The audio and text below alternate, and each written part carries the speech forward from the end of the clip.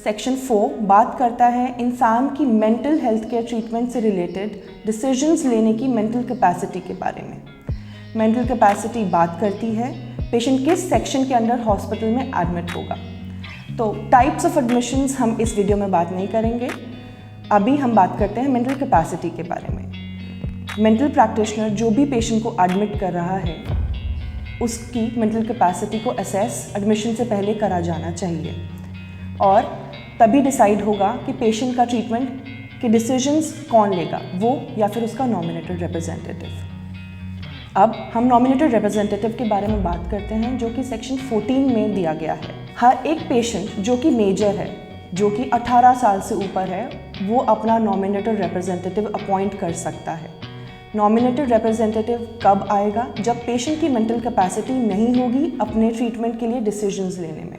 अपने रिप्रेजेंटेटिव का नॉमिनेशन एक रिटन फॉर्मेट में अपने सिग्नेचर्स या थंब इम्प्रेशंस के साथ किया जा सकता है। अगर पेशेंट ने अपना एनआर किसी को अपॉइंट नहीं किया है तो उनके रिलेटिव्स, उनके फैमिली मेम्बर्स, फ्रेंड्स उनके एनआर बन सकते हैं और उनके ट्रीटमेंट के रिगार्डिंग जो भी डिसीजंस हैं वो ले सकते हैं। माइनर पेशेंट के एनआर उनके हमेशा लीगल गार्जियंस रहेंगे, पर अगर सेंट्रल अथॉरिटी डिसाइड करती है पेशेंट्स के राइट्स को प्रोटेक्ट करने के लिए कि उनका एनआर कोई और बनेगा तो वो डिसीजन हमेशा प्रिवेल करेगा। नॉमिनेटेड रिप्रेजेंटेटिव एक पर्सन को, पेशेंट को मेंटल हेल्थ केयर ऑर्गेनाइजेशन में एडमिट करवाने से लेकर उसके इलाज से लेकर उसके डिस्चार्ज तक जो भी डिसीजंस हैं वो ले सकता है, पर हमेशा पेशेंट्स के राइट्स को प्रिवेल करना है, उसको प्रोटेक्ट करना है, ये ध्यान में रखा जाना चाहिए। सेक्शन 5 जो है एक्ट का, वो बात करता है एडवांस डायरेक्टिव के बारे में।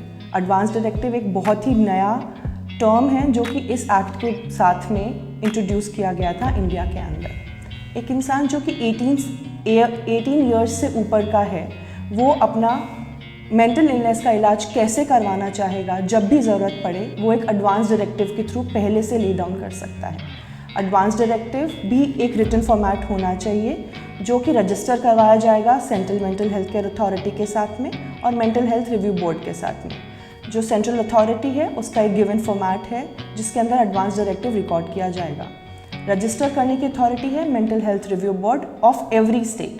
हर स्टेट का एक मेंटल हेल्थ रिव्यू बोर्ड है जिसके अंदर अपना एडवांस डायरेक्टिव आप रिकॉर्ड करवा सकते हैं और रजिस्टर करवा सकते हैं। जैसे ही आप रजिस्टर करवाएंगे 15 डेज़ के अंदर आपका जो एडवांस डायरेक्टिव है वो ऑनलाइन आ जाएगा। और ये नॉमिनेटेड रिप्रेजेंटेटिव की ड्यूटी होती है जब भी पेशेंट को वो एक अस्पताल में एडमिट करवाने के लिए लेके आए तो उधर अपने प्रैक्टिशनर्स को बताए कि एक एडवांस डायरेक्टिव अवेलेबल है और उसकी एक कॉपी मेंटल हेल्थ प्रैक्टिशनर को दें। एडवांस डायरेक्टिव में पेशेंट बता सकता है वो किस तरीके से अपना इलाज करवाना चाहता है, उसकी क्या प्रेफरेंसेस हैं और किस तरीके से नहीं करवाना चाहता है। जैसे कि कोई पेशेंट अगर चाहे कि उसको एडमिशन के दौरान इंजेक्शंस ना दिए जाएं तो वो एडवांस डायरेक्टिव में क्लियरली रिटन फॉर्मेट में मेंशन कर सकता है। अब हम बात करेंगे इस एक्ट के हार्ट एंड सोल के बारे में जो कि है chapter 5 that talks about right of person suffering from mental illness.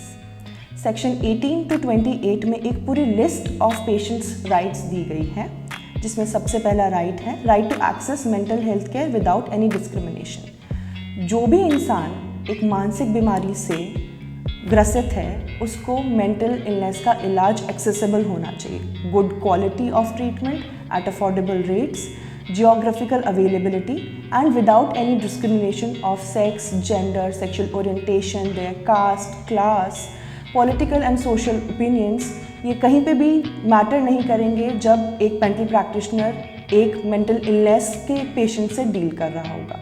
No discrimination at all and accessibility to mental illness treatment for everybody.